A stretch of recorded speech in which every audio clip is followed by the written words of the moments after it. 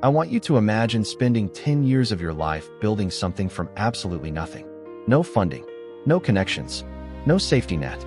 Just you, a laptop that overheated if you ran more than 3 tabs, and a belief that nobody else shared, that you could build something real.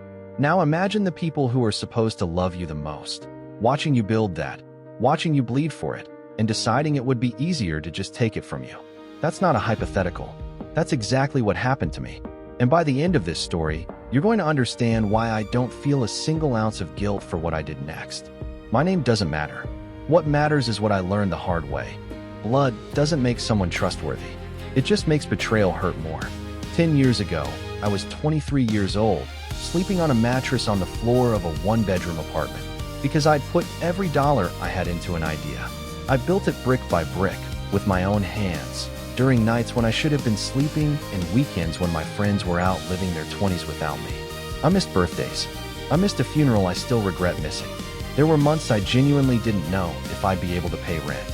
But slowly, agonizingly slowly, it started working. First 1 client, then 5, then enough revenue to hire my first employee, then enough, after almost 6 years of grinding, to call myself a real CEO of a real company with real offices and a team that depended on me for their paychecks. I have a younger sister. Let's call her Sarah. Growing up, there was never any question about who the favorite was in our house.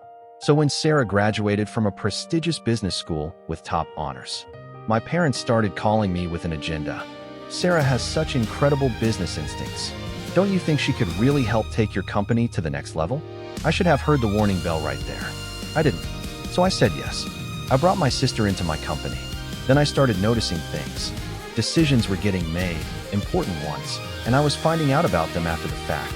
She was always charming about it. She didn't bulldoze people. She recruited them. It was a Sunday. My mother had made her usual roast. My father cleared his throat. We've been thinking, he said, as a family, about the company's future. We think it's time Sarah took over as CEO. This wasn't a boardroom decision. This was my parents, at a dinner table, casually announcing they had decided to hand my decade of blood, sweat, and sacrifice to my sister. My father's response still echoes in my head. And we're proud of you for getting it this far. But now it needs someone who can take it further. I sat in my car in my parents' driveway for almost 45 minutes before I could trust myself to drive. And somewhere in those 45 minutes, something in me shifted. It transformed into something colder, something with a plan. I knew this company better than anyone alive. So I started planning. Quietly, patiently. I had private conversations with the clients who mattered most. Then I had similar conversations with my top 3 employees, the ones I knew, deep down, were loyal to me. Every single one of them said yes to. Meanwhile, every evening, I was quietly building the architecture of a new company, registering the entity, transferring contracts. The day I resigned, I didn't make a scene. I called a meeting. I told them I was resigning. And then, watching my sister's confident smile freeze in real time, I told them which clients were coming with me. My mother called me that night, screaming about loyalty. I hung up, and for the first time in months, I slept peacefully. My new company didn't just survive. It thrived. The old company, the one my family had so confidently handed to Sarah, it collapsed within 18 months. Sarah has reached out twice, both times with messages that started with apologies and ended with requests for help. I haven't responded to either. If this story hit you in the gut, drop a comment below telling me what you would have done.